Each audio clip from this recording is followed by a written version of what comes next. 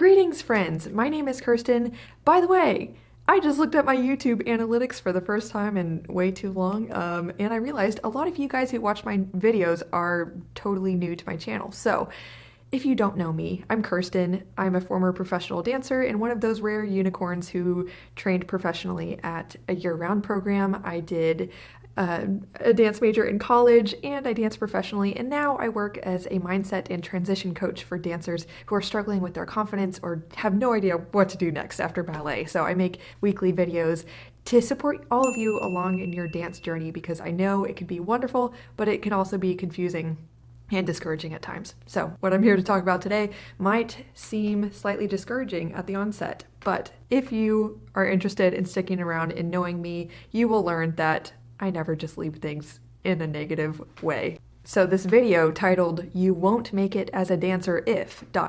is of course geared towards bringing awareness to the qualities that you can start to embody and implement as a dancer so that if your heart is really in it to win that professional contract, you are that much more likely to achieve that dream. So my first point that will hold you back the most from becoming a professional dancer is if you make excuses for your shortcomings and you create a habit out of that, blaming other people or your circumstances for the ways in which you are not perfect, you will definitely not get where you're wanting to go. This life, and especially this career, will not be kind to you if you are constantly unwilling to accept that we are not perfect beings. We all have things to work on, and the more that you can embrace those opportunities for growth that we have, that we love to call flaws, the more you get away from calling them flaws, like, oh, I'm flawed because I don't have perfect feet or perfect turnout, whatever.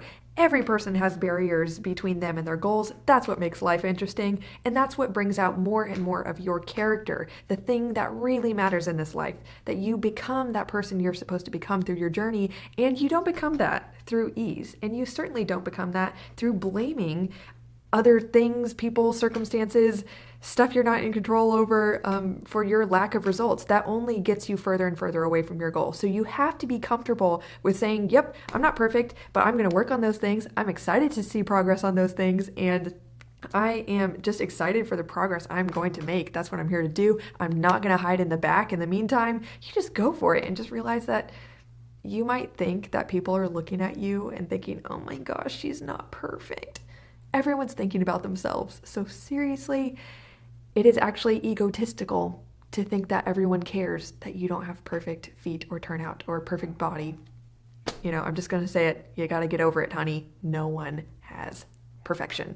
The second thing is if you see your physical limitations, financial situation, your training opportunities right now, and all the things you think are holding you back at this current moment in your life as fixed barriers, they're never going to change, they're always going to hold you back. If you just look at it like that and then proceed to not try to move past them or change those obstacles in any way, this career really isn't for you. In fact, I'm just going to be bold. Success isn't for you. Success is for the people who are like, okay, these things are holding me back, but I'm going to challenge them. I'm not going to accept them. I'm going to push forward and go through that really uncomfortable, sometimes very painful process of just working completely past your barriers and your ego in the process to get to that end goal. If you're not willing to be one of those people and put yourself through discomfort and challenge your financial situation, if you're not willing to wash cars on the weekends because you're like, I can't afford a summer intensive,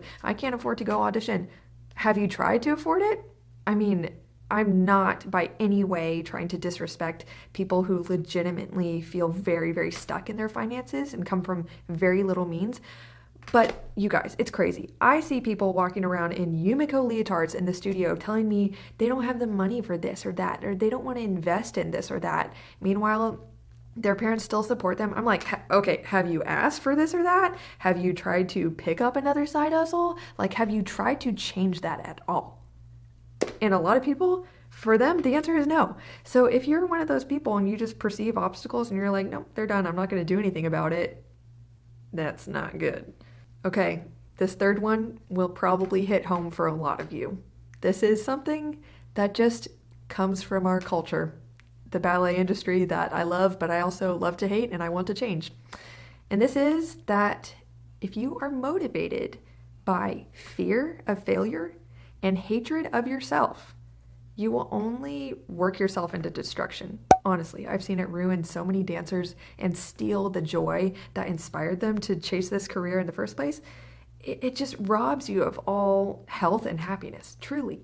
You have to make sure that your motivations are healthy and pure.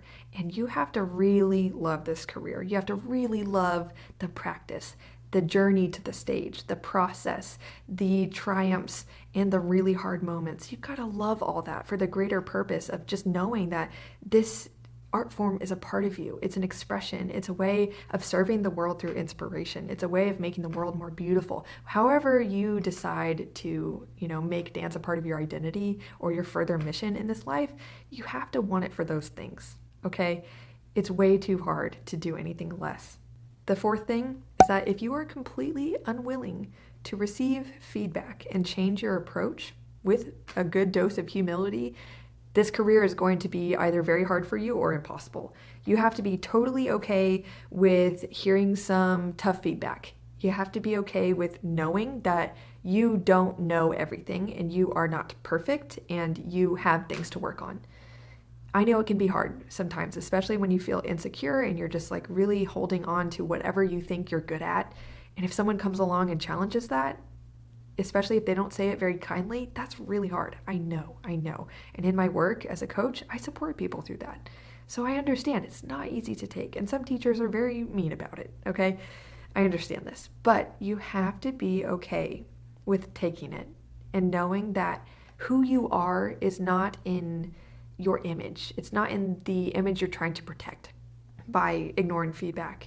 It is in how you handle the feedback, the way that you respond in your work, the way that you work, the way you approach it. That is who you are. Anything less is your ego trying to protect itself, okay? So you really got to drop the ego and just be all in on the progress.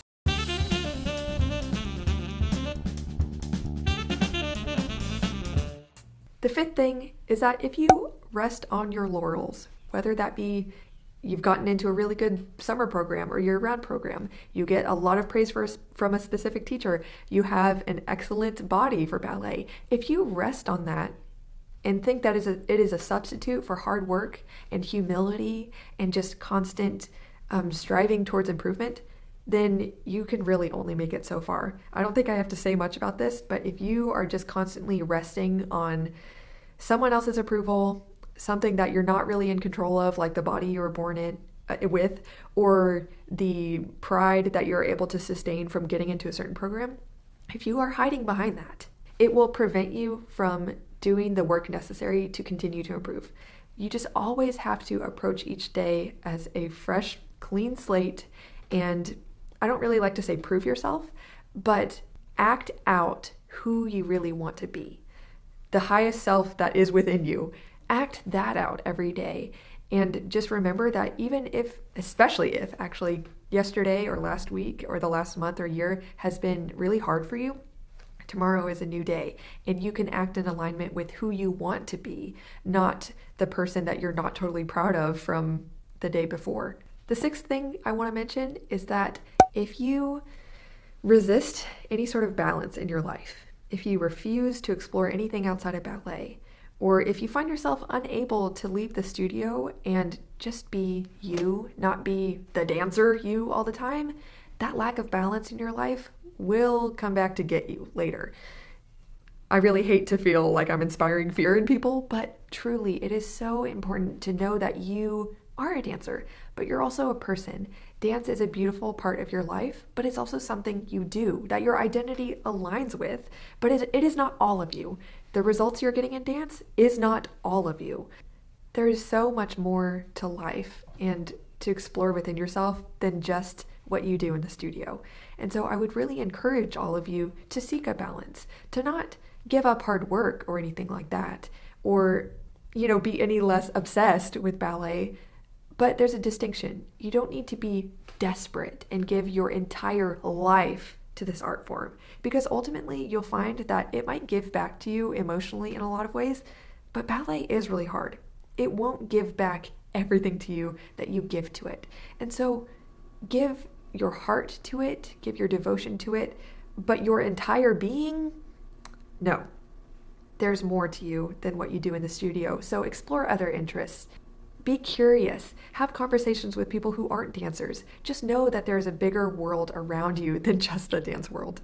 The last point I really want to drive home is that if you rely on other people's praises or your accolades as a dancer for your self-worth, that is not sustainable and it can end your career.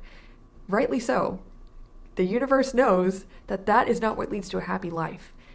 Only relying on external validation for your joy and your self-esteem is something that you cannot sustain in this life.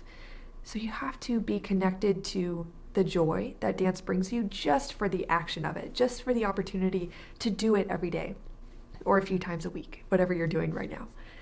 You have to maintain that childlike joy that you had when you found dance for the first time and you're like, oh my gosh, I can't imagine anything but giving my life to this.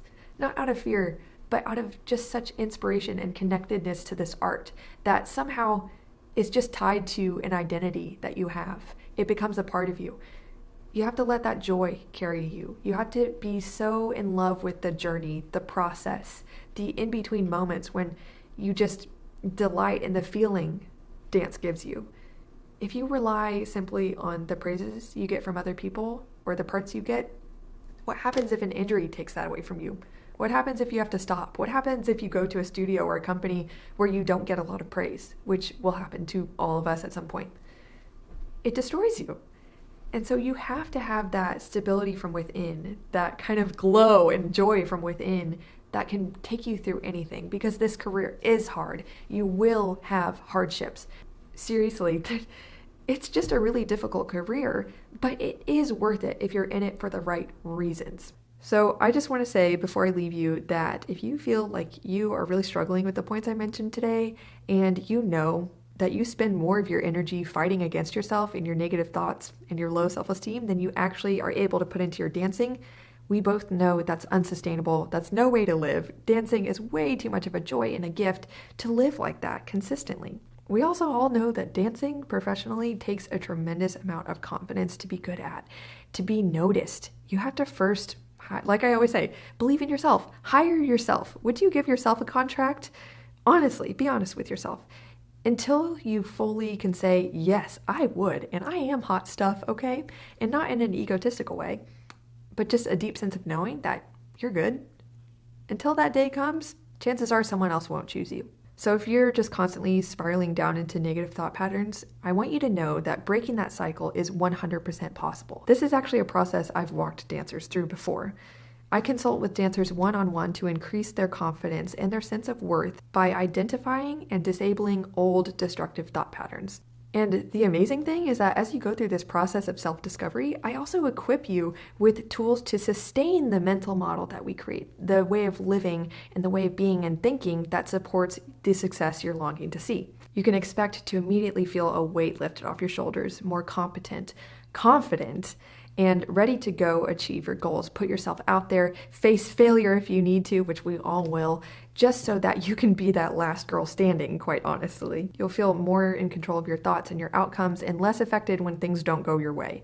Additionally, for those of you who are injured, I know from experience that you can replay this pattern of expecting pain because you felt pain doing a specific movement before. You can actually perpetuate an injury just because of the way you're thinking. So if you know that your brain is triggering a pain response just out of habit and fear, it is also time to break that habit, and it's totally possible. By going through those old habits and reorienting them and choosing a new way of thinking, we can reorient that energy that used to be destructive for you and your body towards healing and progress. If what I just mentioned connects with you personally and you're like, heck yes, I want that sort of help, I want to see that sort of change, or you know someone who does, go visit my website, kempcoachingalliance.com. It'll be linked below so you can learn more about my services, and go ahead and schedule your free consultation. I'd love to talk to you so that you can discover what this process can really do for you.